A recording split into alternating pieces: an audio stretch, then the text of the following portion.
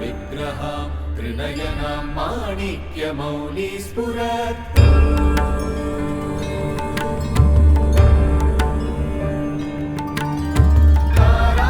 तारानायकशेखरां स्मितमुखीमां मीनवक्षोरुहाम्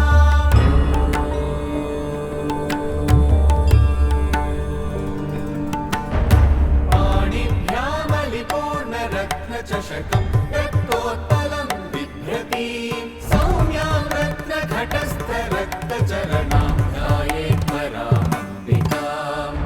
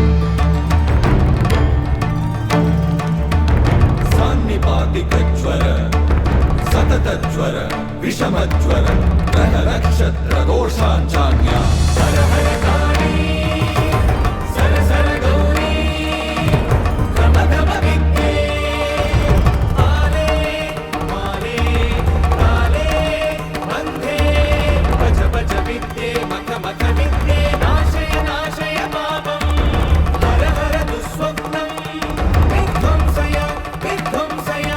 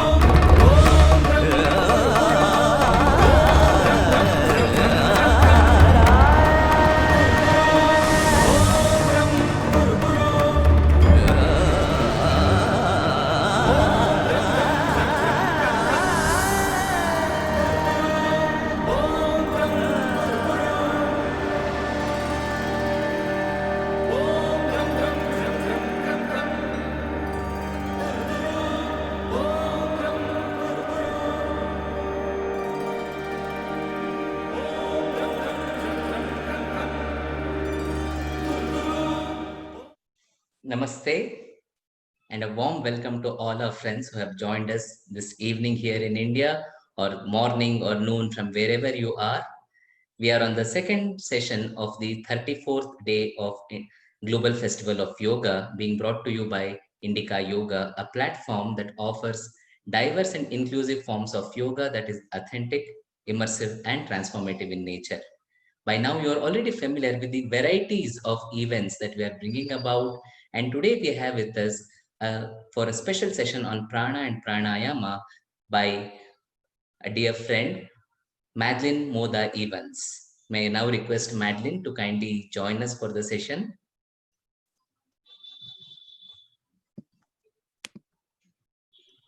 Namaste. Namaste. Thank you very much for joining us.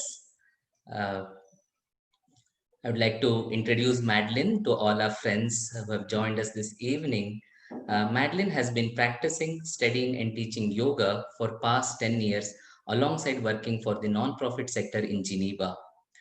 I'm given to understand that she has settled in Geneva from last 10 years, but before that she has had a very active life. In fact, she was involved in organizing many big matches, World Cup football matches too. So that was her background, and with that she has shifted with that same energy into yoga and Vedanta field. Her yoga influence is deeply rooted in traditional Hatha yoga, and she has completed over 750 hours of teacher training in India. In fact, she had a first exposure to yoga in the year 2003, and later it just started to grow in her. And in 2011, she completed the first teacher training program. And later, she has also been introduced to the Vedantic teaching, and she has been tutored under the guidance of Swami Dayanand Saraswati ji and Swami Atma Prakash Anand ji. Swami Dayanand Saraswati ji is one of the greatest masters, Vedanta masters of our times, and many who have known him, met him, or even had the fortune of listening to him once are highly touched by his wisdom, by his wit, and by his deep insights on Vedanta and every aspect of life. And when we were preparing for the posters and other creatives for this event, we had left out the middle name of Madeleine. We were just using Madeleine Evans, and then she was very particular. And only later I got to know that's the name, the middle name Modha is given by none other than Swami Dayanand Saraswati ji, and therefore she is so keen to have it. Modha is the Sanskrit word which means joy or delight. So noticing the joy and delight she brings in, Swami Dayanand Saraswati ji has given it to her, and today she's with us to lead this session on prana and pranayama and understand the importance, the significance of prana, both from the scientific perspective, from the physiological perspective, and also simple practices to experience the prana flow in the body. So with this brief introduction, I request Madeleine to kindly lead us, and also would like to request all our participants to join and participate in the session. If you have any questions, please present it in the Q&A box, which we will take up at the end of the session. Thank you. Thank you very much, Vinaya Chandraji. Thank you for hosting me, and I welcome everybody to this session on prana and pranayama. I would really like to start with a small prayer to seek blessings for the teachings that I will be sharing with you today. So if I could ask everybody to just please place your hands in Namaskar Mudra, just close your eyes for a moment. Om Sahana Vavatu Sahana Punaktu Saviryam Karavavahai Tejasvinavadhitamastu ma Vitvishavahai. Om Shanti Shanti Shanti. So before we actually start with the practices of pranayama, I thought it would be nice just to say a little bit about prana. What is prana? How is prana to be understood? So prana is actually an intangible concept. It's a little difficult to grasp. Essentially, in basic terms, prana is the energy in all that is seen and unseen. The prana shakti, the divine energy that pervades everything that we see in the universe and beyond. So this prana also has an effect on our mind and body. And perhaps one easy way to perhaps try to understand prana is if we think about food. So when we eat food, we are essentially absorbing prana into the body. And if we imagine biting into a nice fresh green apple, freshly picked from the tree, hopefully not sprayed with any insecticides, when we bite into that apple, we can really feel the energy that comes from that fruit. And likewise, if we eat foods, processed foods, for example, Maggi noodles, which taste really, really good, or even French fries, they might taste delicious and good, but essentially they are not going to give you much prana.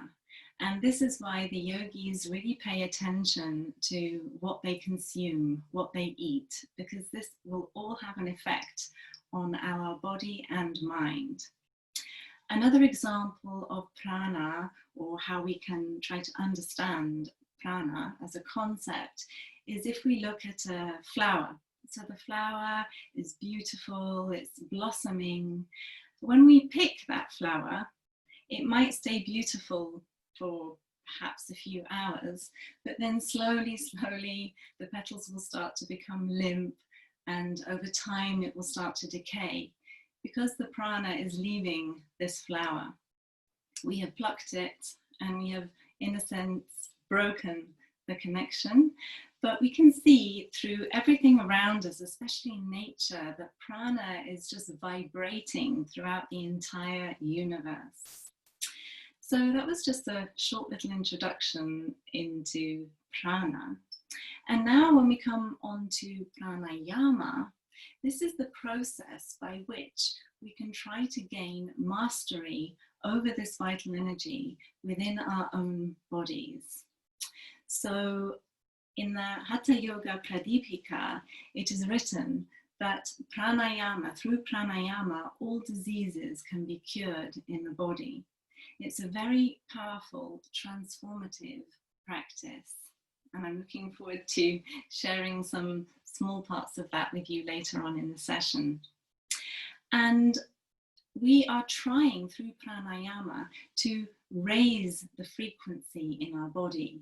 We are trying to direct the energy to different areas and trying to get mastery over our emotions, our thoughts, and also as a way to heal our physiological body and makeup. So let's look at the word pranayama. So the word pranayama is made up of two separate words. Prana, we have already seen, vital force, and ayama. And in Sanskrit, words often have multiple meanings, and ayama is one of those words. So the word ayama can mean length, expansion, restraint. There are multiple meanings to this word, but perhaps we could sum it up by saying that pranayama is the mastery over the prana life force, which is carried through the breath. And according to Hatha Yoga Pradipika, the goal of pranayama is actually kumbhaka, which is breath retention. But in order to get to this stage, it takes many, many years of practice and dedicated practicing of different practices to come up to kumbhaka. Takes time to perfect. So in pranayama, we are directing the breath through willpower. So the breath does not go to certain regions all by itself. We have to, using our willpower, direct the breath into the areas, or specifically according to the practice that we are doing. So there is willpower involved in pranayama. Now, breath is life. Without breath, we cannot live for very long. So perhaps we could survive a few weeks without food, or less time without water, but without breath, we would really not be able to survive very long at all. So breath really is life itself. And it's also a vehicle for prana. We don't usually give much thought to our breath and how we breathe. So I'll just invite you now just to close your eyes, sit up nice and straight, your palms facing upwards. So with your eyes closed, I would just like you to observe your own breath.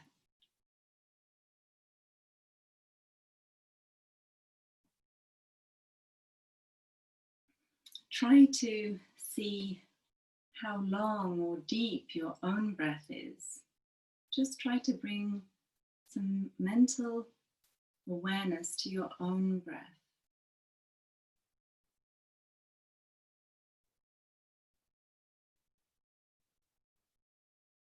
Try to follow the breath as it enters the nostrils.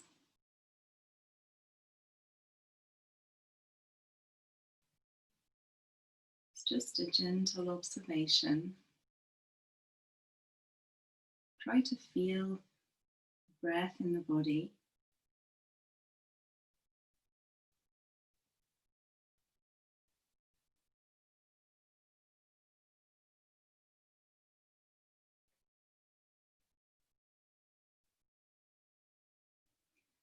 Okay, so just gently open your eyes again.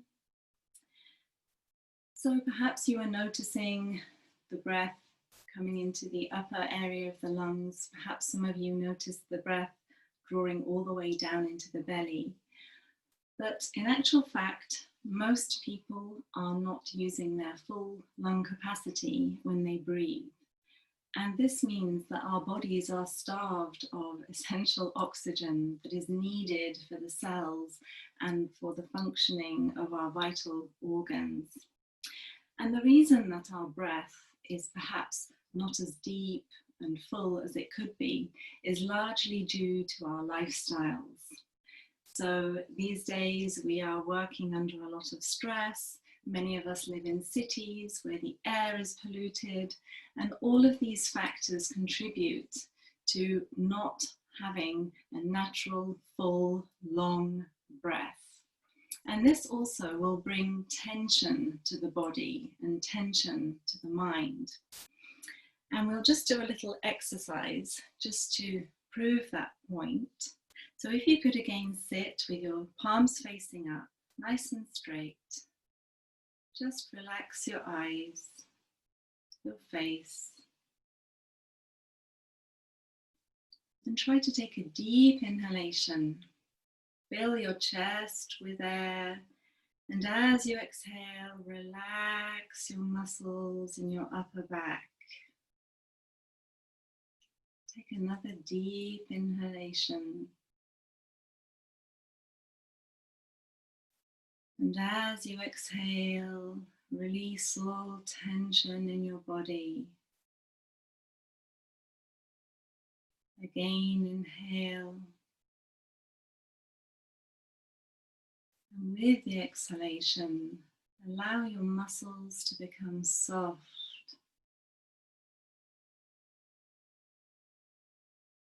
Just take a few more breaths. With each inhalation, try to expand your chest. And as you exhale, really release, let go of all the tension in the shoulders, in the face, upper back.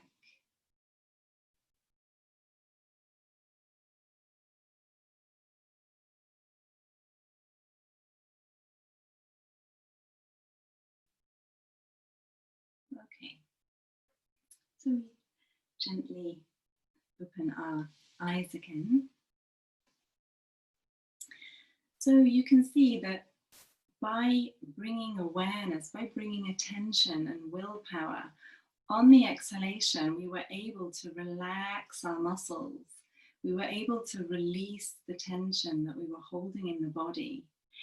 And you'll find that throughout your day, when you're sitting at your desk or perhaps you're standing in a queue somewhere, if you just use this simple practice, breathing deeply and on the exhalation, just allowing all of your muscles to relax, you can instantly, through the breath, relax the tension in the body.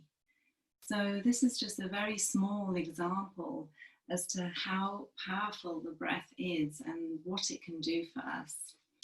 So we will do a few more practices. So we're going to come on to the practical part now. For these pranayama practices, you can either sit in sukhasana, simple sitting position, or if you prefer, you can come into Vajrasana, like this. Or if it's uncomfortable for you to sit on the floor, you can sit on a chair, however is most comfortable for you. And pranayama practices are best done on an empty stomach. So please, if you've just eaten something, I don't actually advise you to participate in the practice, because it can disrupt the energy that is being used in order to digest the food that you've eaten. But usually it's practiced on an empty stomach, and you would also practice this after asana. And also very important is that all pranayama practices should be only done under the guidance of a competent teacher. This is very important. I don't advise anyone to try to learn pranayama practices from a book, especially not advanced practices. It can actually have a negative impact on you. So just I wanted to share that with you. All right, so the first practice that we're going to do is yogic breathing. This is also known as 3-stage breathing, and we are going to take it step by step. So the breath or the lung cavity, if we can imagine that it consists of 3 different sections. So we have the abdominal section, lower section, then we have thoracic section, middle section, and then we have clavicular section, which is the upper portion of the lungs.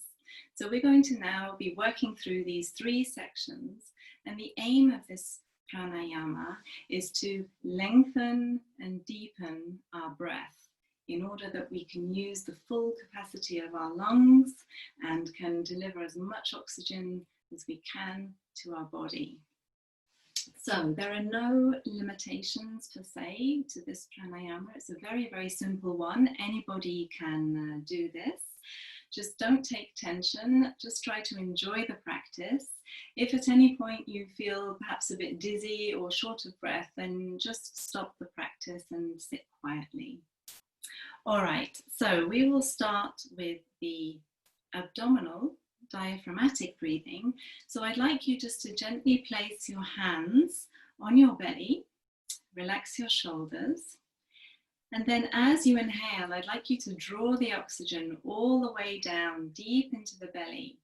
And as you inhale, you should feel the belly expand like a balloon. And as you exhale, the belly drops back down. So just bring awareness to this movement. Bring your attention as you inhale, feel your belly expand, filling with prana, with breath. As you exhale, allow the belly to fall. Inhaling, belly expands. Exhale, belly falls. So just continue this at your own pace,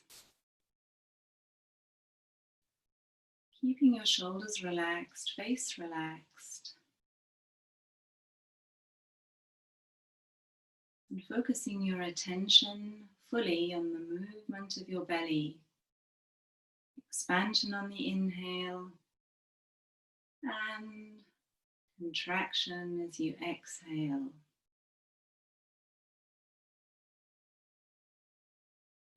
This diaphragmatic breathing gives a nice massage to our lower organs.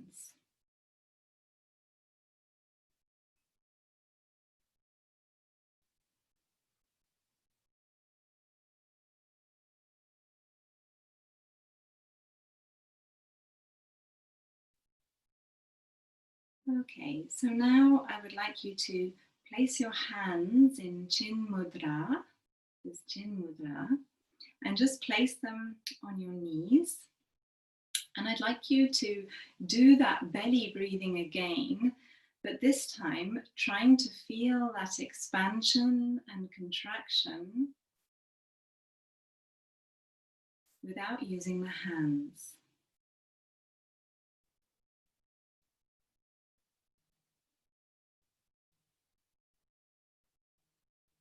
Just try your best to feel the movement of the belly with the breath.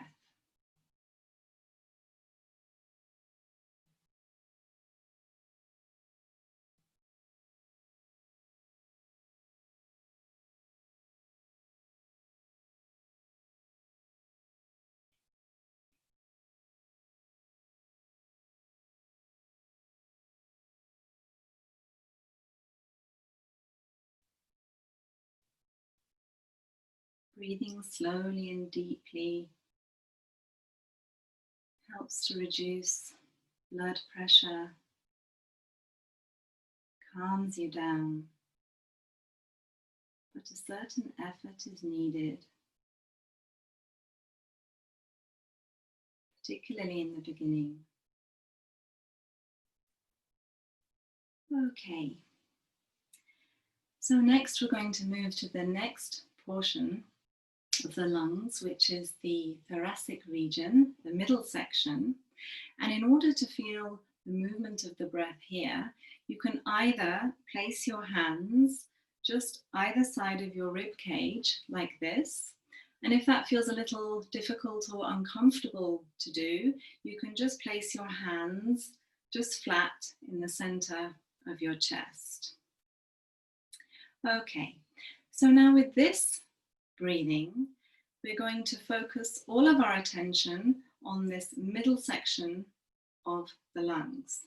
And as we inhale, we're going to feel the chest region rising upwards and outwards. It's a little more subtle movement than the belly breathing, but just try to feel that movement in the chest as you inhale. Chest rises outwards and to the side. And as you exhale, the chest, rib cage contracts back in. Try not to do any belly breathing. Try really to, with your willpower, to bring all of the breath just into the middle section, to the chest area. Just try your best to focus the mind. Feel that expansion as you inhale, contraction as you exhale.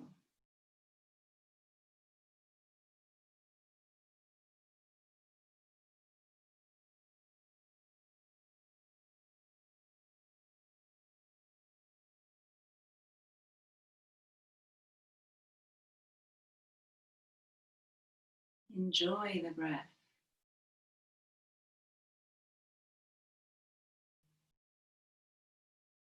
All breathing should be through the nose.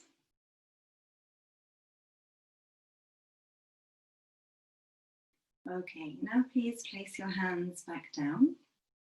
And this time I would like you to adopt Chin Maya Mudra.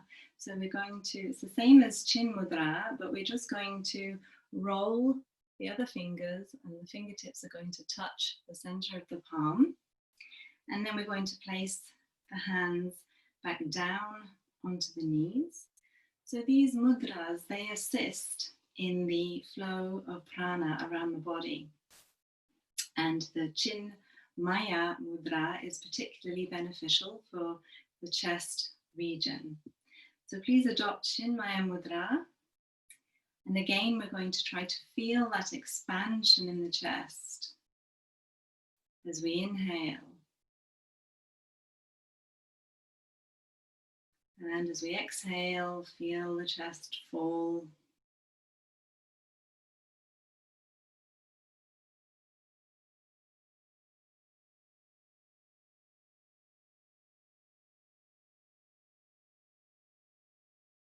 Don't take any tension. Keep your Shoulders relaxed, face relaxed.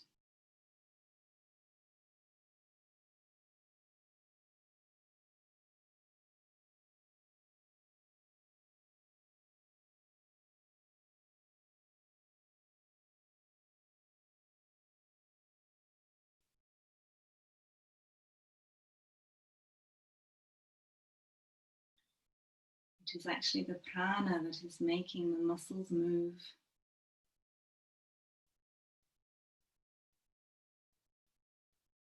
The prana is carried on the breath. Breath is a vehicle for the prana.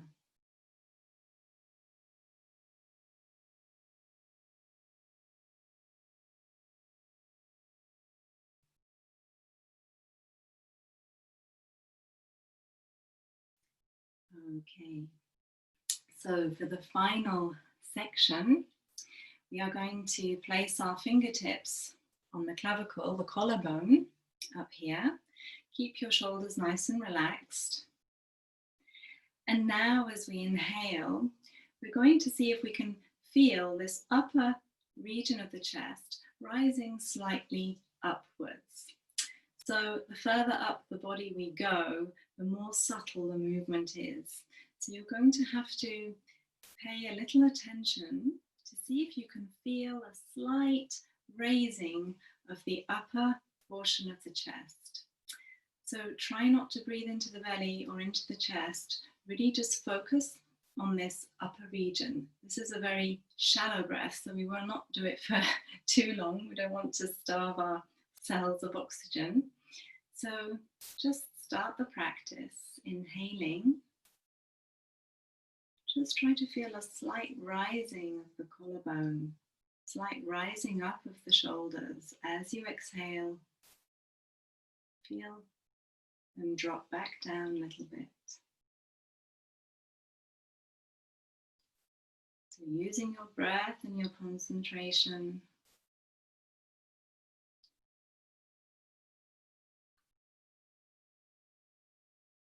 trying to raise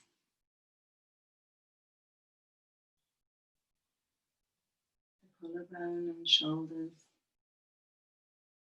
a little bit up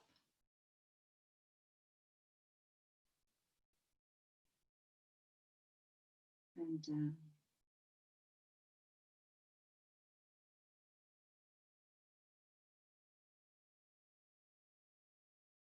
All right.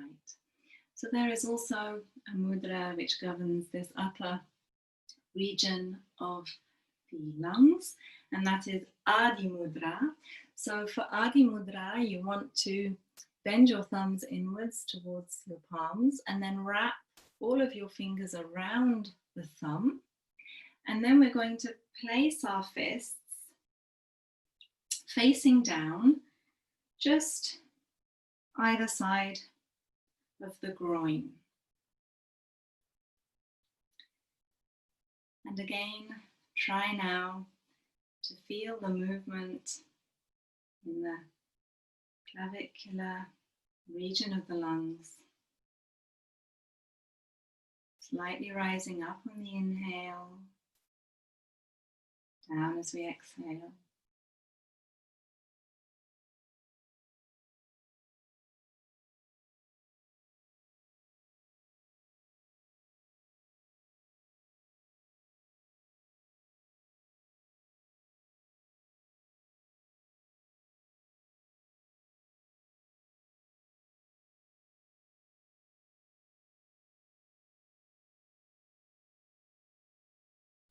Okay, and release. So in actual fact, most people tend to breathe predominantly only into this upper portion of the lungs, which means that you feel you have a shortness of breath, and it creates tension also in the neck and shoulder area. So the next stage is the final stage, and this is the full yogic breath that we're going to attempt. And the yogic breath is going to incorporate all three elements that we've just practiced. So it will start withdrawing the breath deep down into the belly. So you feel an expansion of the belly, then feel the breath rise up into the chest. Chest will expand. And finally, there will be a slight upward movement in the shoulders. And then as we exhale, we're just going to naturally allow the body to contract, fall and contract. Okay, so let's have a try at this. It may be a little bit difficult to do it with the hands moving around the body. I don't want to distract too much from the natural flow of the breath. So we're going to just adopt Brahma Mudra, which is the mudra that we use in order to practice the yogic breath. So it's exactly the same as Adi Mudra, except we're going to turn the knuckles or turn the fingers upwards. And we're going to join the knuckles like so, and just place them comfortably at the base of your torso, keeping your shoulders relaxed. So we're going to begin. So as you inhale, try to breathe deep into the belly. Feel the belly expand. Then draw the breath up into the chest. Feel the chest expand. And finally, slight raising of the shoulders. And then as you exhale, shoulders come down, chest contracts with the belly. So it might be a little bit challenging in the beginning. It's a lot to do in a first time, but just try your best. Try to bring your awareness to the movement of the breath. So as you inhale, draw the breath into the belly. Feel the belly expand. Raise the breath up into the chest. Feel it rising up, all the way up into collarbone. As you exhale, feel the shoulders fall. Muscles relax in the upper back and the belly contract. So just try on your own now to do a few more yogic breaths and really bring your concentration and willpower to feel that movement, to direct the prana into the belly, up into the chest, all the way up into the collarbone. And as you exhale, just allow everything naturally to relax.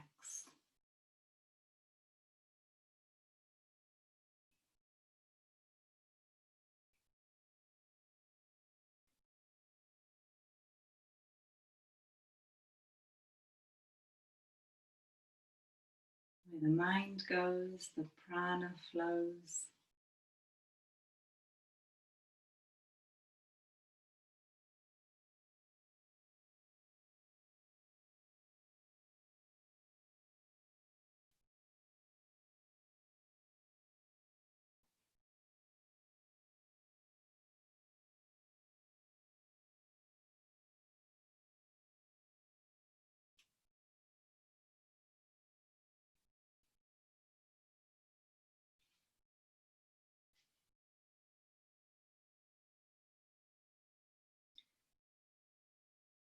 Okay, and just relax. So we've been sitting for quite a few minutes. So perhaps it's nice just to give your head, neck a gentle roll, because the muscles do tend to tense a little when we're not used to sitting for a long period of time. And then just gently rotate the head in the opposite direction, just gently, gently. And again, we can use the breath. So as you inhale, roll the head back.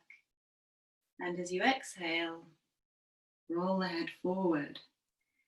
So the movement should be slow and coordinated with the breath.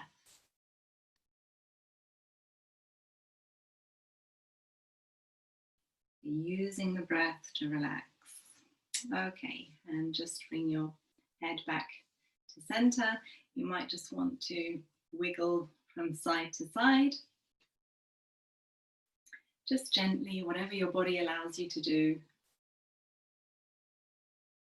And also one of my favorites is to bring the chin to chest, curving the back outwards, and then looking up, straightening the back.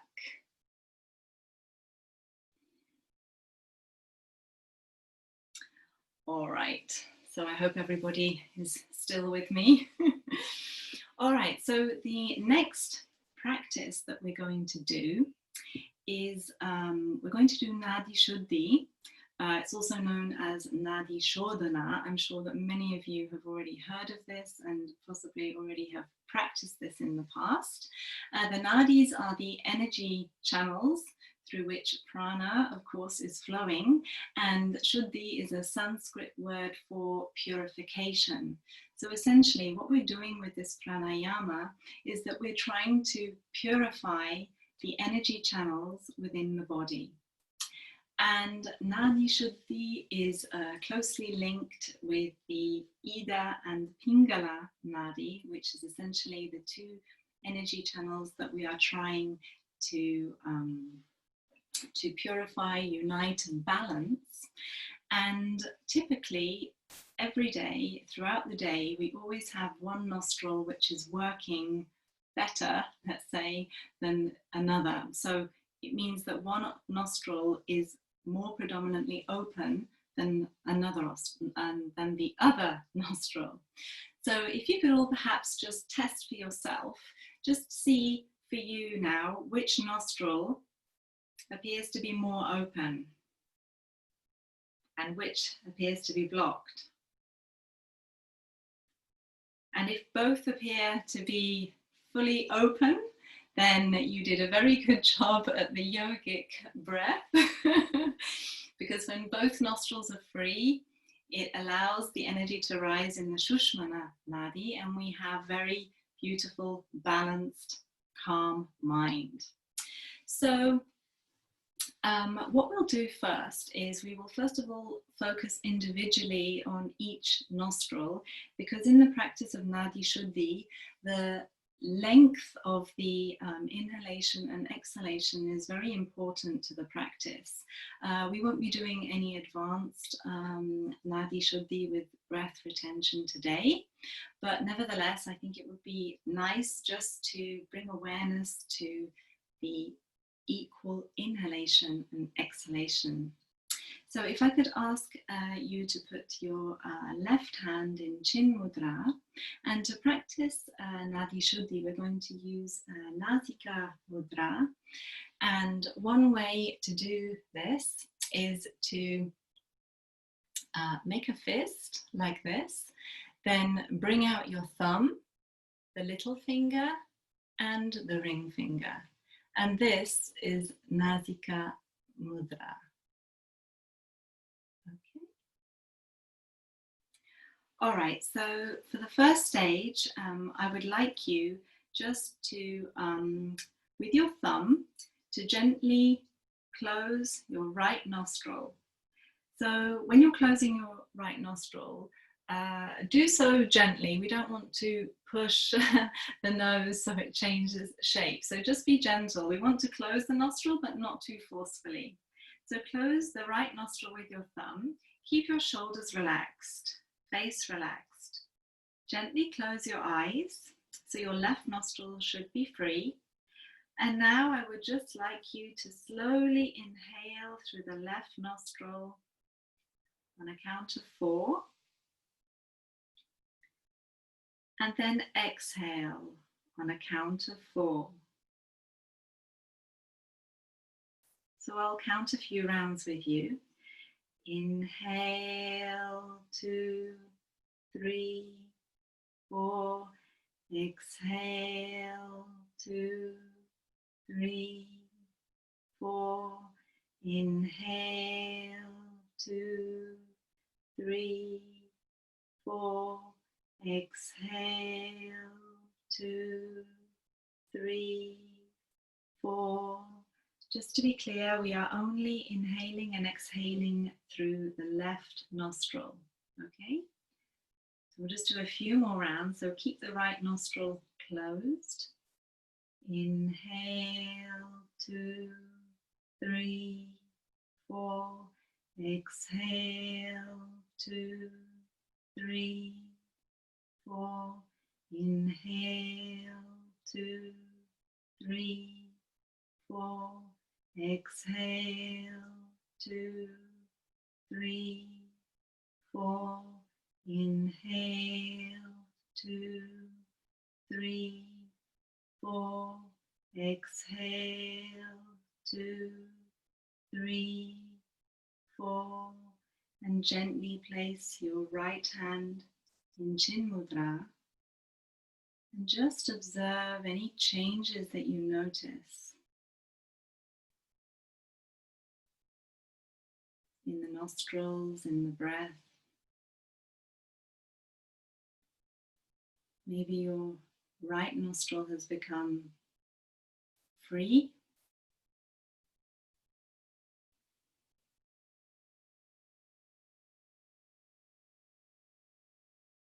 Just observe the changes.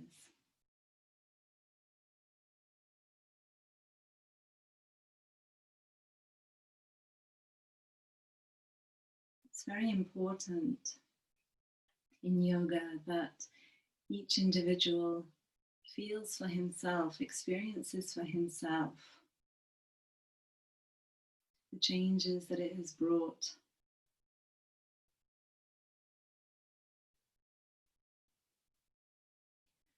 Okay, so now we're going to do the same thing, but this time we are going to breathe through the right nostril. So for this, Madeleine, can I request you to speak a little louder, please? Oh yeah, sorry. Perhaps Thank you. if I come closer. That's fine. All right, apologies if you couldn't hear me. All right, so we're going to again adopt Nasika Mudra. So the thumb comes out, the little finger, ring finger. And this time we're going to use these two fingers to block the left nostril. So these two fingers are used to block the left nostril.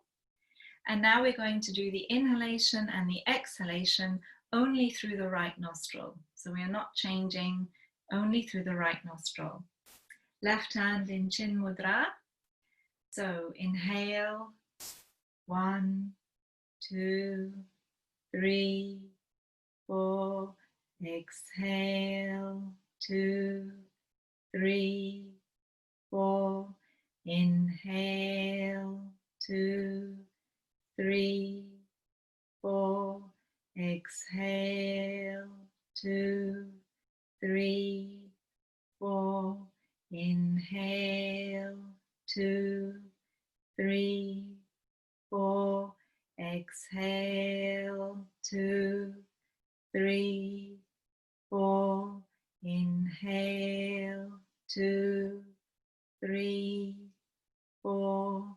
Exhale, 2, 3, 4. And release your hand. Observe the changes.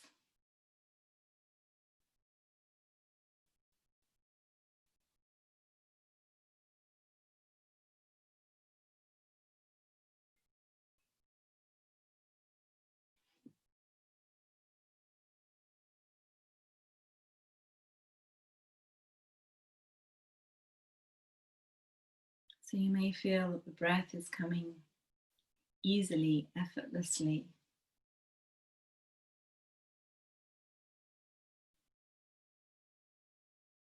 But such a simple practice can have such a profound effect on the body and the mind. So I would like actually to perhaps move on to another pranayama because I'm looking at the time and the time is ticking, and I still had a few more practices that I would really like to share with you. So next I would like us to try Bhastrika, and The word Bhastrika in Sanskrit means bellows. So bellows are the things that people use in order to make the flames go higher, to increase the fire. So it's a movement in and out, in and out, in and out, in and out. And essentially that is what our lungs are going to be doing in this practice. And it's also a nice practice to revitalize us perhaps a little bit after the calming nostril breathing that we were just doing 1 minute ago. So we're going to do this Bhastrika practice with arm movement. There are contraindications, there are limitations to this practice. So if you're suffering from high blood pressure, if you have any kind of heart condition, if you're pregnant, or if any ladies are on their moon cycle, please refrain from the practice. And I will first demonstrate, so please watch the demonstration before you start. So we are going to adopt our favorite mudra, and we're going to start with the hands either side of the body. And then as we inhale, we're going to stretch the arms up. You can't see my hands, but they are stretched. So we're going to really reach up. And then as we exhale, we're going to exhale forcefully, and we're going to bring the arms either side of the body in the mudra. So it's important when you bring the arms down that you don't have space. So try to bring the arms down either side of the body, like so. And the exhalation is forceful, both in and out. I'll just demonstrate 3 rounds for you.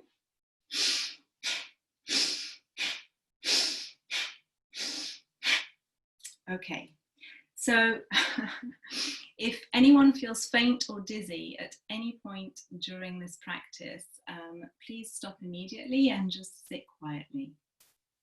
Okay, so if everybody could come into the starting position with the mudra, arms by side. We're going to do 10 times, so just practice with me.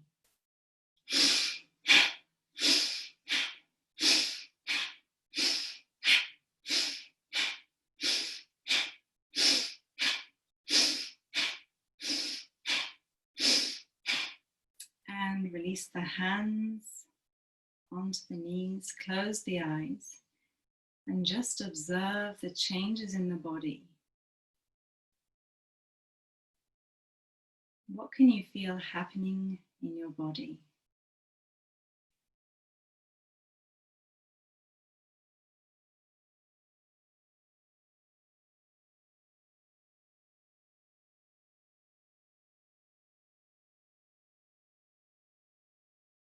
This pranayama creates heat in the body, so perhaps you felt that heat.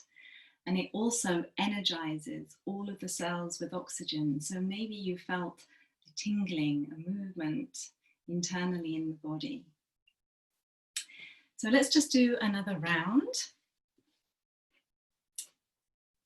Adopting mudra.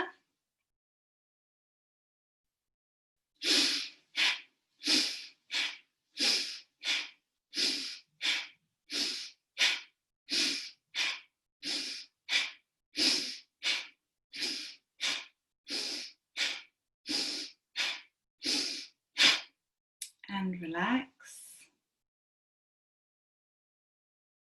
Observe the changes.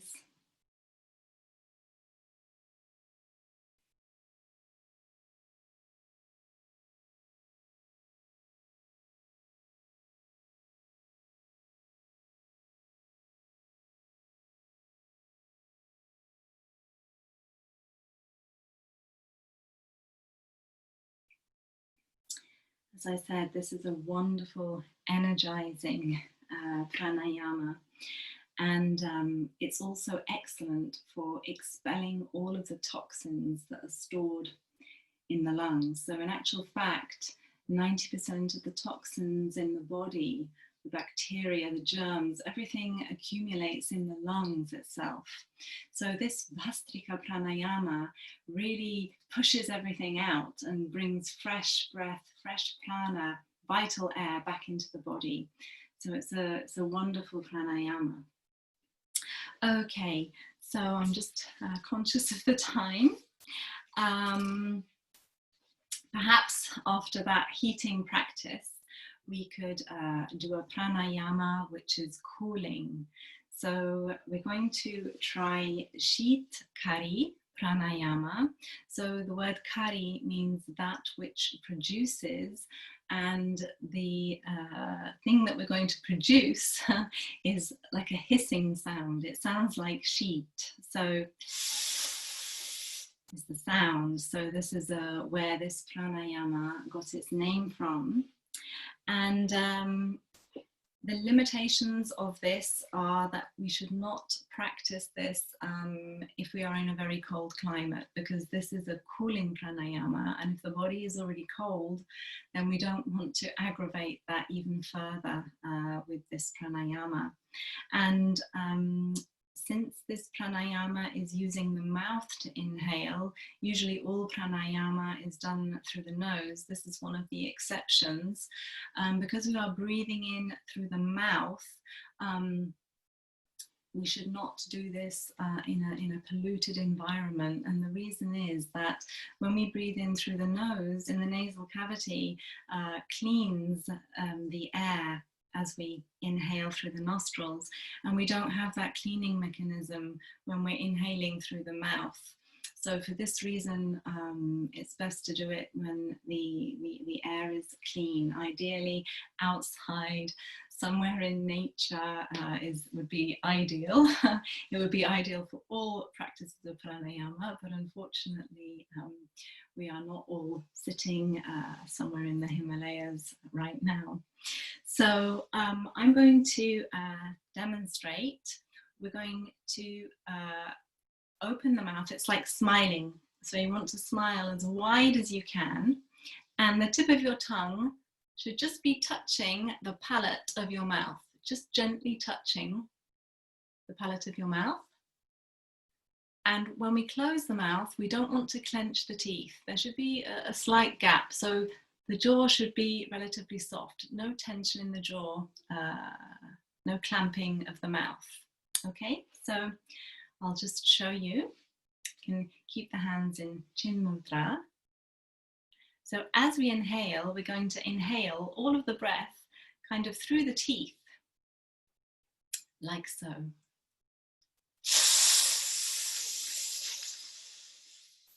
To exhale, we're going to close the mouth and slowly exhale through the nose.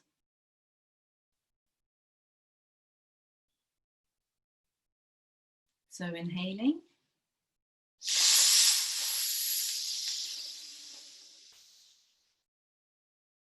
Exhale, close the mouth. Slowly exhale through the nose. Try to feel whether or not there is any difference in the temperature of your body. See if you can pick up on that coolness that creeps in. Let's do 3 more rounds.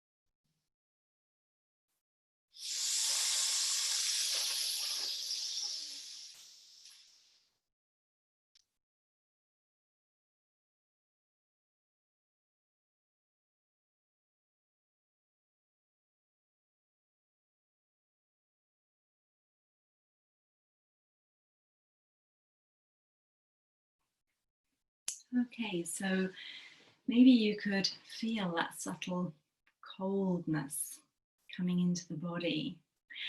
The reason that this pranayama cools the body is because when we bring the air in through the teeth, the air is coming across the tongue, and that is cooling the breath before it goes down into the lungs.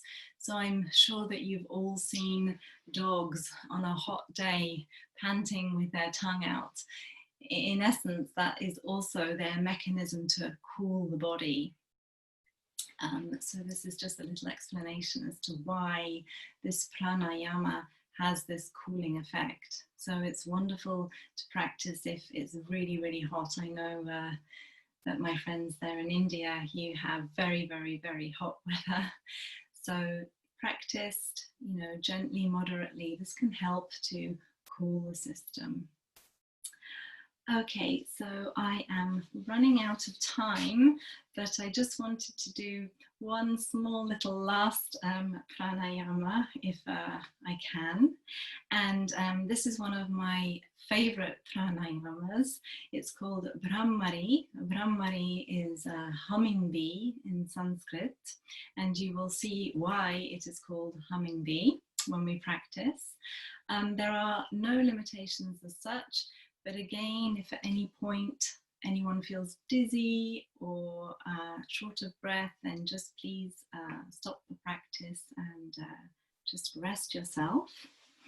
I'm going to show you first, because if you do it as I'm doing it, you might not be able to hear the rest of the instructions. So for Brahmari, what we want to do is, using the index finger, we want to close the ear. So you will see that there is like a skin part that protrudes like this, and we want to push against this in order to close the ear canal. Please don't push too forcefully because you may hurt yourself, and also you will not hear the vibration as strongly if you use too much force here. So we are going to close the ears on both sides. Don't do it just yet. I'm still going to just finish the explanation so you can hear. And keep your mouth closed. Again, don't clench the teeth. Just keep the jaw nice and relaxed. We're going to close the eyes, so pushing the ears closed. We're going to inhale deeply through the nose, and as we exhale, we're going to make a humming sound like this.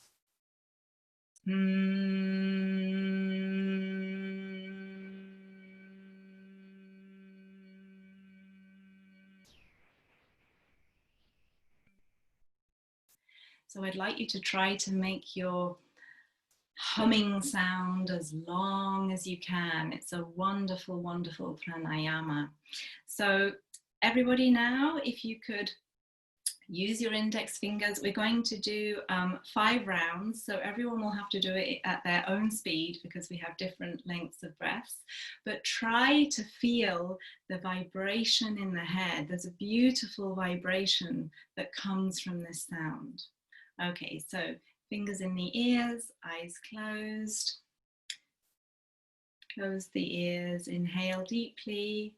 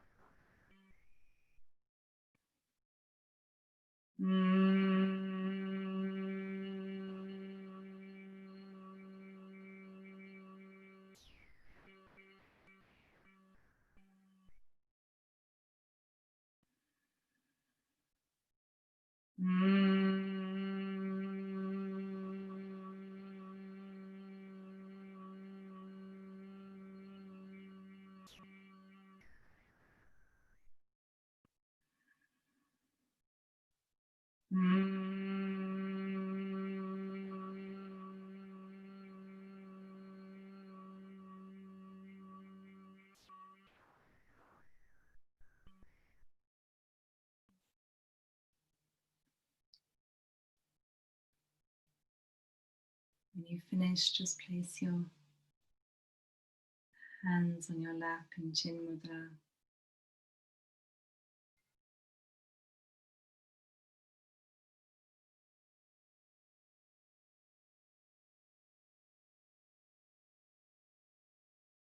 And observe changes.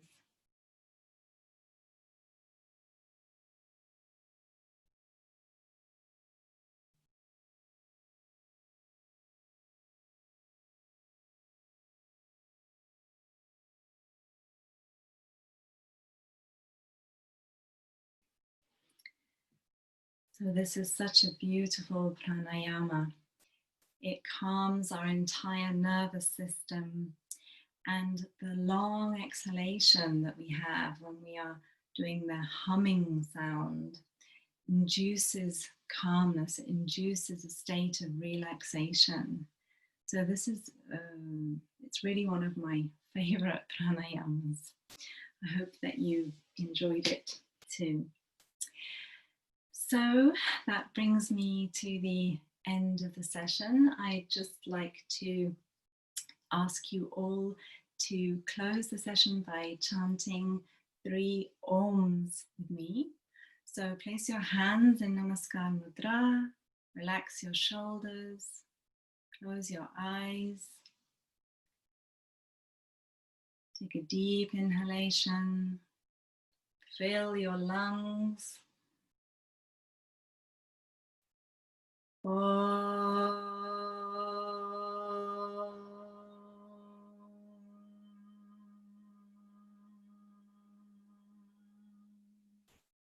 Inhale.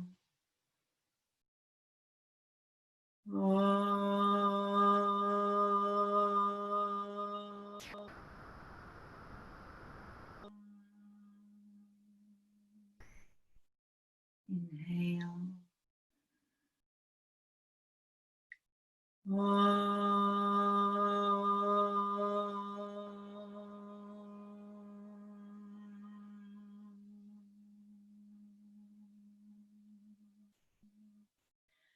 Purnamadaః Purnamidam Purnat Purnamudachyate Purnasya Purnamadaya Purnamevavashishyate. Om Shanti Shanti Shanti. Hari Om Shri Gurubhyo Namaha. Hari Om.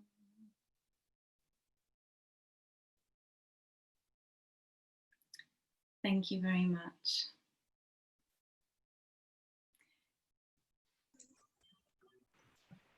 Thank you, Madeleine, for that lovely quietening practice. Thank you as well. I was just, your session made me think about the fact that on this global platform, we've had various kinds of teachers, and we've had various people who've also done pranayama. And for us, it's always, as organizers, fascinating to see how different people represent the same practices and all in their own unique style. So I think your session is going to be, the USP of your session is going to be the fact that it's a very good model for how to teach these pranayamas. Like you took it up very systematically.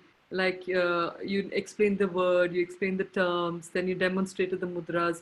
You did not at any moment take it for granted that participants are already very familiar with it. And I think that's a very good sign of a teaching that is meant to address various levels.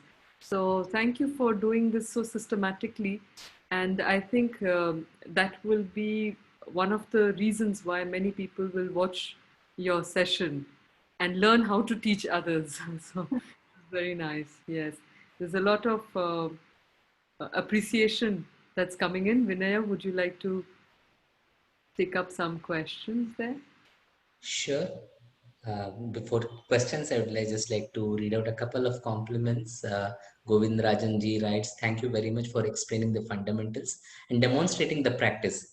I think as Anu ji just mentioned, this was actually a recap of the basic practices which one always needs to be in touch with. I would like to, I'm reminded of one of the earliest sessions that we had from Dr. Stephen Parker, who had taken a session on how to become an advanced practitioner. And he said he's sharing a secret which Swami Vedabharati used to tell. And the secret was practice basic pranayamas. And which Swami Vedabharati did till the last day of his leaving the material world. So that's the importance of all. They're simple, they're basic, yet fundamental in what they can bring about. Thank you very much. So we have many people asking for the videos. I would like to tell all our participants that all the sessions are recorded and they're available on Indica Yoga YouTube channel. So far we have about 96 sessions. So there is a lot of material there.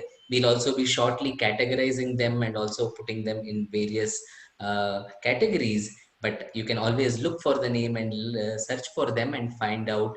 And all these sessions would be available there. Yeah, I just wanted to mention that another thing that I found very beautiful about your presentation is the fact that you exude the calmness that would result from such practices. So we have Kirti Adhikari ji who's saying exactly the same thing. She's saying the peace and calm that you exuded is so motivating. Thank you.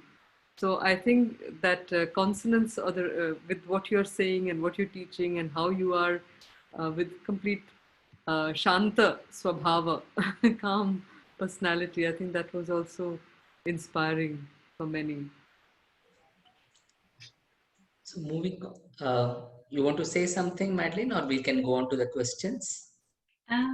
Just to thank you all for participating in today's session. I'm humbled, and I really hope that you could get some small benefit from the practice today. So yeah, if anybody has any questions, I'm happy to answer. Sure. So we have a question from Seema Singh ji, who's also herself a senior practitioner, who says, what is the sequence, especially because Bhastrika has a particular impact.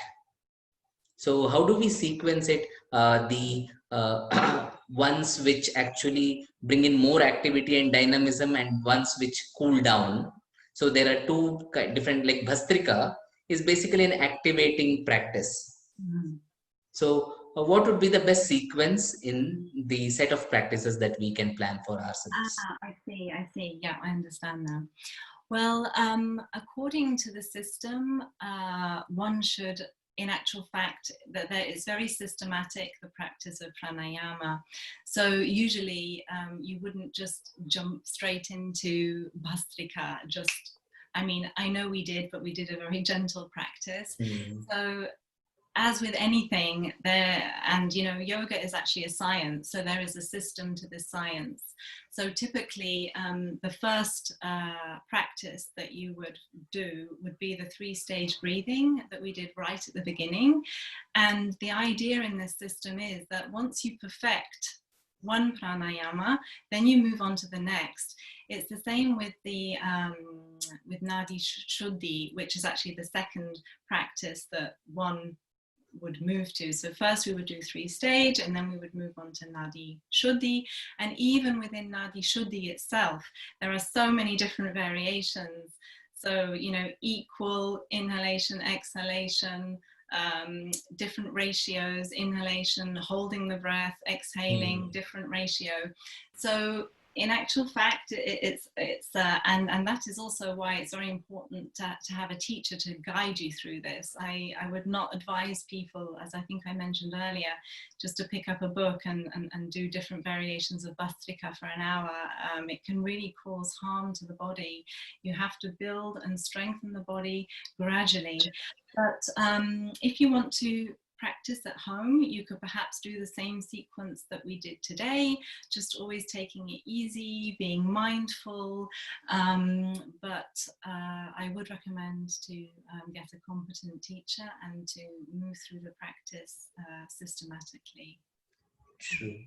So thank you very much for reiterating that, because it has come up a few times in the sessions. Even yesterday, we had a friend who was presenting on an evening sequence to get a sound sleep, and where also we looked into some pranayama practices, and the teacher very clearly mentioned like some basics are okay, but if you really want to go deep into it, please do it under the guidance of a teacher.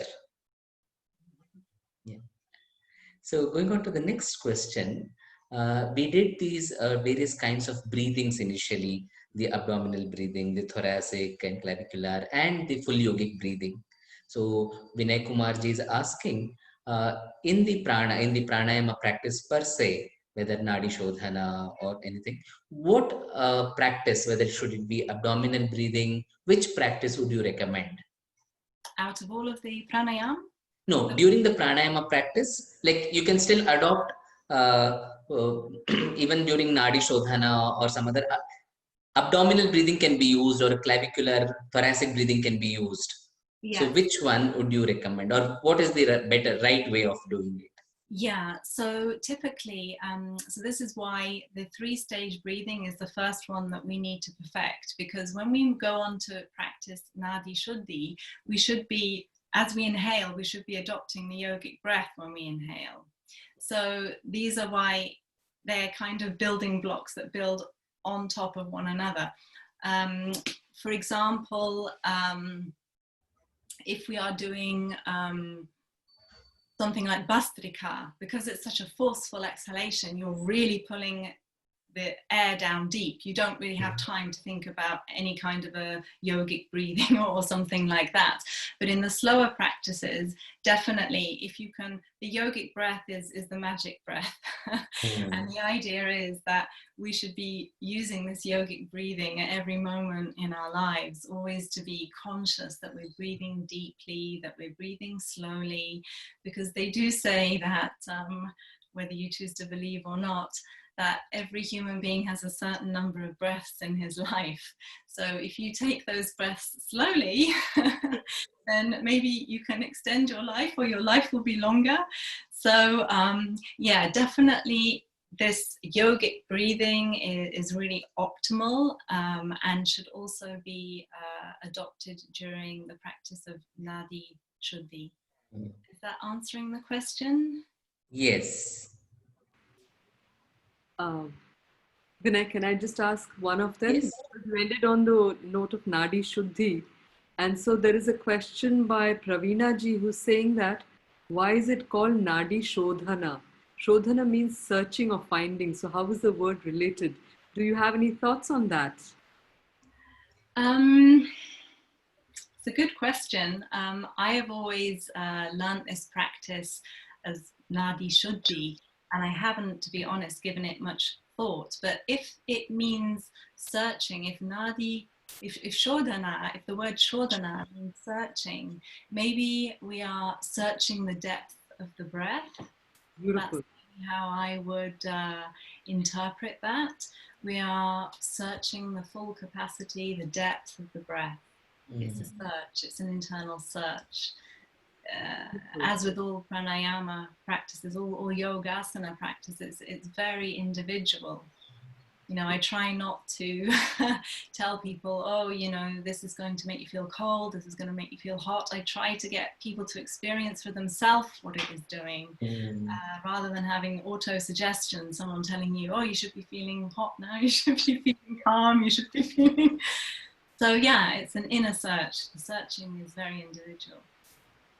Wonderful. And I think it is by that process of searching that, or researching, that one arrives at a purification. So I guess that's how the two words can be linked associatively. So very nice. Thank you for that insight. Beautiful insight. Vinaya? Yeah, I mean, at this moment, I'm really compelled to read the compliment from Veronica ji, who has been a regular practitioner, I mean, a participant from the day one of our event, where she writes, "This will be one session to watch many times. Love and kindness was perceived in your teaching, the way you were sharing and also responding to the questions and all these things." So Veronica ji has that compliment to you. Moving on further, we have a question from Sudhir Jain ji, who is asking about your guru. I think like because your chanting was so good and you were so poised in your whole teaching. So many people are curious to know who is your guru, how did you come to this field? Because you also had a background in a completely different world. You were manager of the big events like World Cup football. I mean, it's probably one of the biggest events of the world, I guess. So being someone who was so critically involved in such events, and now you have completely moved into a different world. You have taken Vedanta as your way of life, inspired by Swamiji. So would you like to share a little bit of your journey, personal journey into this field? Yeah, sure. So yeah, it's true that I really was, let's say, living life in the fast lane. I was flying all over the world. I was flying first class. I was staying in top hotels. I was meeting famous footballers. It was a very fast-paced life, and somehow, always in the back of my head, I was thinking, this isn't really the life I want. You know, lots of people would say, oh, you're mad, look at how amazing your life is, you know, you live in Switzerland, it must be so wonderful. But somehow there was something in me that I just was not satisfied with that life. I felt this is not really life. I couldn't really quite put my finger on it. And then there was one incident that there are two pivotal life-changing incidents in my life that I will briefly share with everyone. The first was in April 2003, where a friend of mine had been to India, and she was organizing a yoga class with some yoga charyas that had come from, I think, Coimbatore. They were disciples of Swami Satchidananda, who was obviously a disciple of Swami Shivananda of Rishikesh. And it was my first ever yoga class. So in the beginning, I found it quite funny, you know, I was laughing, you know, the funny postures and things like that. But as the class developed, I just became more and more quiet. And then right at the end, we did a yoga nidra. And when I came out of this yoga nidra, I felt like I was on some other plane. It was really a very special experience that I have not to date experienced again. It was kind of like I was here, but not here. I was here in the body, but somehow not here. I was on some kind of in a different place. I don't really know how you would describe such an experience, but it was kind of an inner awakening for me. And from that moment on, I knew that yoga was going to be a very big part of my life. Okay. And the second very pivotal moment in my life was in 2014, where I somehow ended up in Anakati at Swami Dayananda Ji's Gurukul. I don't really know how I ended up there. I hadn't had any previous teachings in Vedanta, but I had met some people that just suggested I go. And I remember sitting in the satsang hall, and Swamiji was about to give a satsang. I had never seen him, I didn't know who he was, nothing. But I remember sitting in the hall, and they pushed Swamiji in the wheelchair, because at that point it was very near the end of life in the body.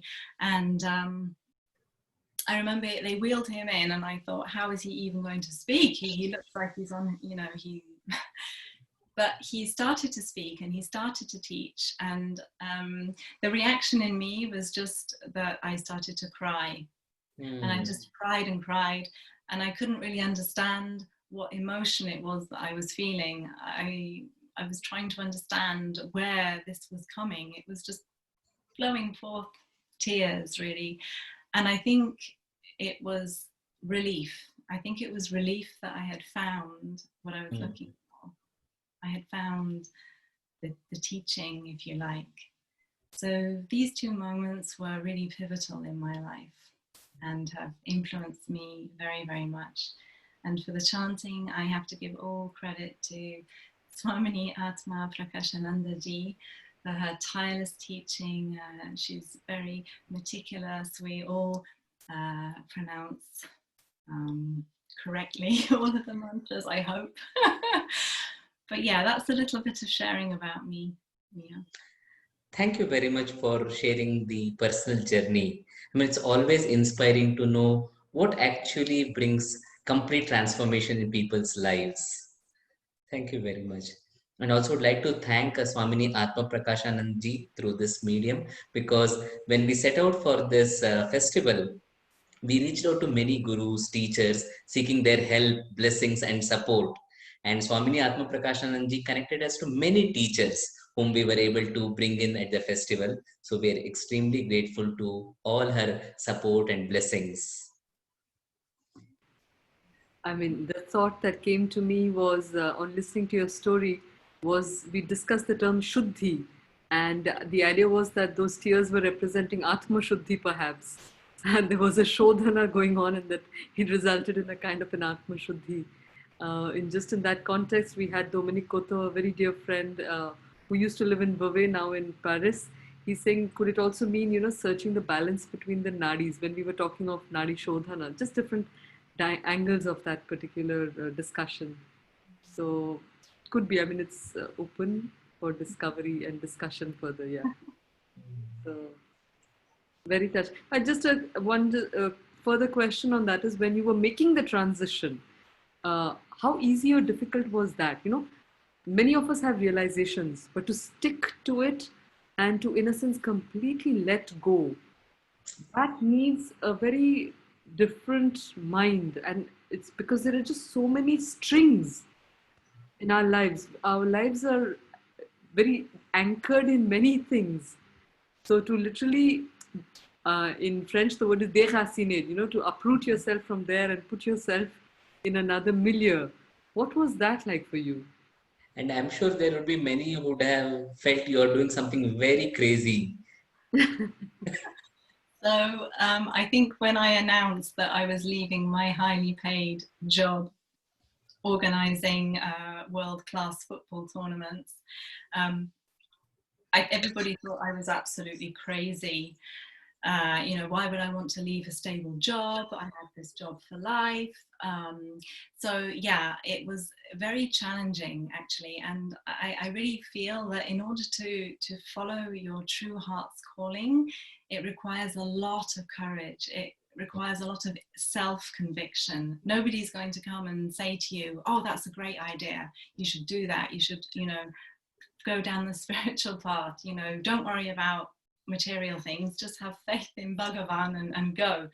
So yeah, this was not happening for me. So yeah, it really took a lot of courage. It took a lot of self-conviction. I went from driving my beautiful little new Mini Cooper at the time to cycling around places. I was not earning money anymore. Obviously I had jobs. I couldn't just live with nothing, but I was taking different jobs. I was taking jobs where I thought, does this have a meaning? Does this have a sense? Is this something where I can change someone's life? Or some people would argue that sport is life-changing and it's also a religion to some, but for me, I was seeking more depth to my life, more depth of meaning, but the transition was challenging. I still sometimes feel I'm in the transition stage now. It's a constant struggle between, knowing that you need to pay the bills and wanting to lead, a life that makes your heart sing. Mm. Unfortunately, society doesn't really cultivate these virtues in us. But yeah, it takes a lot of self-conviction, a lot of inner strength, I would say. Yeah. So well said. I'm reminded of the words from the Upanishads in general, but Kathopanishad in particular, where it says, Kashchit dhiraha pratyag atmanam aikshat. One courageous person decided to turn the gaze inside. So, I mean, again and again, Upanishads make it very clear that it really calls for a strong determination and courage to take on this journey. So thank you very much for highlighting that aspect. And Vinay, if I may add also, it is this this aligning yourself with your truest nature. I think it is this movement which is the crux of the yogic endeavor. It's not about how long you've spent on the mat. It's not about what you have achieved or what postures one can do. It's not about that. Yoga is really this movement, the subtle movement, psychological movement of trying to align from havings to being who you are. And I think so, extremely grateful for this inspiring sharing of yours. Thank you. So continuing with our question, maybe last one. Giriraj Singh Tomarji is asking, there are different Hatha Yoga texts mentioning different kinds of results for pranayama practices in general and also for Nadi Shodhana pranayama, Nadi Shuddhi pranayama. So Giriraj Singh ji is curious to know whether have you felt any special experiences? Have you had any such experiences during the practice of any pranayama? Well, I don't think I'm advanced enough to have perhaps the kind of experiences that you may be referring to, but certainly I particularly find Nadi Shuddhi a very, very powerful practice. And I would say that when I practice this, over longer periods, it almost feels when I stop the practice that it's almost as if I'm not breathing at all. The prana is so effortlessly coming in through the nostrils. It's almost, you can't feel it. It's so subtle. It's so beautiful. So this perhaps would be an experience that, I could share with you, is this ease of breath, this subtleness of the breath that Nadi Shuddhi as a practice can give you. So yeah, that would perhaps be something that I personally have experienced with the practice. Thank you. Again, I'm reminded of one of our early sessions where the presenter had mentioned really connecting with this effortful effortlessness. So there is an effort, there is a practice which leads to a spontaneity of the action taking place. Thank you very much. I'd also like to mention that we have had at least 3-4 sessions which were dedicated to pranayama and the importance of pranayama. So first one, as I said, was by Dr. Stephen Parker, who spoke about how to become an advanced yogi. And we also had one dedicated fully pranayama practice session by Rudolf Milia, one of the most senior teachers of Europe, who has a very big following and who has been a sadhaka, a true sadhaka himself. So he had led a practice session. And then we had one from Arvind Prasad, again a friend from Samyak Yoga team. And again, we had one more teacher, a senior teacher coming from the Bihar Yoga school tradition, that is Regish Vatakandi, who also led a session on pranayama. So these are some 4 or 5 pranayama. 4 of them are practice oriented sessions and a couple of them are theoretical sessions. So please make use of all the resources that are already available. And with this request, I now go to Anuradha ji to make the announcements for tomorrow. And we'll come back to you, Madeleine. We would like to hear 2 things from you. One, how can people connect with you and follow your work, or if you're offering any courses, what are the various means in which they can connect with you? So when we make the announcement, you could key in, and when we come back, you can mention it once. And also, when we are back, we would like to hear from you one parting message that you would like to share.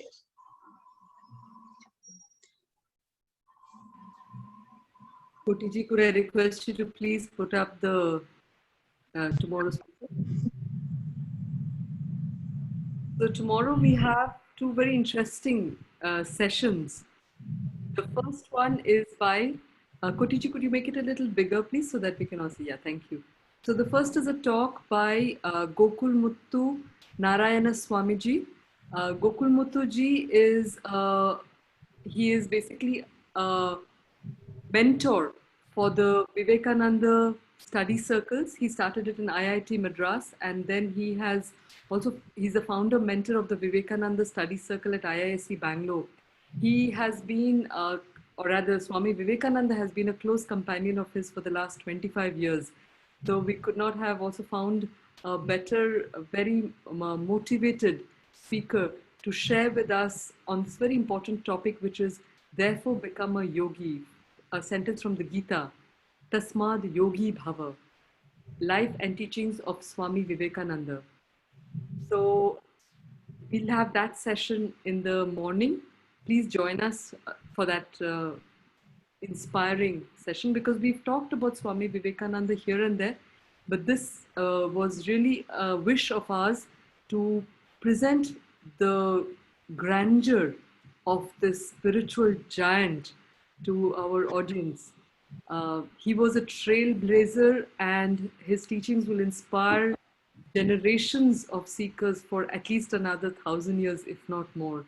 So do come and listen, and do inspire other people also to join, to listen to these words about Swamiji. And in the evening, we have another fascinating session by one of the most senior and well-known chefs of India for sure, and internationally also very well-known chefs, Chef Manjeet Singh Gill. He's a culinary consultant and the president of the Indian Federation of Culinary Association. Chef Manjeet Singh Gill will be speaking to us on food as auspicious. Through the various sessions, we have seen the important role that food plays in our lives. And I think there is also the whole background of food.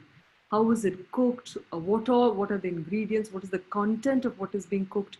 So Chef Manjeet Singh Gill is going to give us an insight, and followed by a demonstration on a recipe. So come prepared to follow along on this session as well. So thank you very much, Koti Ramprasad ji. The day after that, you're ready for that as well. So we're going to just lay out before you the sessions that will follow after that as well. So we have a wonderful session by Chanchalapati Dasar ji from the ISKCON movement of Bangalore. He's the senior vice president and the vice chairman of the very inspiring project of Akshaya Patra Foundation. And the very motto of this foundation is to give food as generously as possible to as many. So the service through the offering of food. So Annam Bahu Kurvita, the yoga of sharing abundant food. In the evening, we have another session by Swami Brahmananda. He is the manager of the Shivananda Ashrama Yoga Retreat and also a senior faculty of the Shivananda Yoga Vedanta organization in the Bahamas. And he's going to be talking to us, as a man's faith is, so is he. Teachings from the 17th chapter of the Bhagavad Gita. So this is another very core text of the yogic tradition. And we've had different people talk about different dimensions of it. And there is always the individual's own experience that lends new charm to whatever is being shared about these eternal texts. So Vinaya, over to you, please. Yes, Madeleine, we are back with you. So how can people contact you? Are there any courses that you're offering? How can they get to know more about your work? So I just started to create a website. I haven't really been very good with social media, and the whole promotion thing. It has not really been a priority for me up until now. But I did start a website, which is my name, MadeleineModha.com. So you can see links to my Facebook page and other things if you want to get in contact with me. And yeah, if you are interested, I am thinking about running a online pranayama course sometime soon. So if anyone is interested in that, you can reach out to me and I can give you the details of that. I think then the best way to connect and follow your work is through the website. I've already shared the website, MadeleineModha.com. So request all of you to connect to Madeleine through this platform.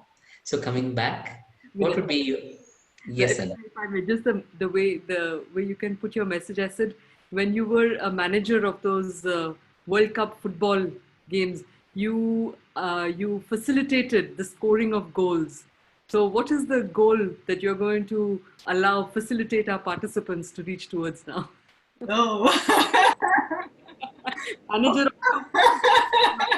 manager of a completely different kind of a goal. Yeah. I mean, if I have to give everybody a final message,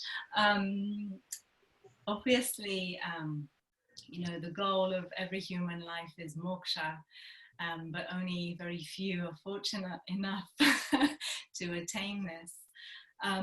But I think if I need to give a message to everybody following the session that I gave, it would be that breath is life. And I would ask everybody to just embrace your breath, love your breath, allow your breath to enter your body. Don't restrict the flow of this vital prana. Appreciate, see the prana shakti all around you, in nature, in the food you eat. Really bring awareness. That would be the one message that I would really like to give all of the viewers today. So thank you very much. Thank you, Madeleine, for that very invigorating message, because prana is so vital for who we are and how we live. And I was tempted to just say that, because you said that moksha is a very difficult experience, and you know, the prana is so key to achieve that state. So my personal liberation had also come when I realized that every breath is a grace. So thank you for drawing our attention on the importance of paying attention to every single breath we take. Thank you. Thank you. So I also thank all our participants who have joined us this evening.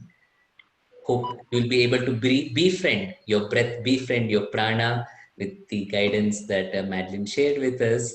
With this all, Namaste, Shubhasayam, Shubhadinam, Suprabhatam.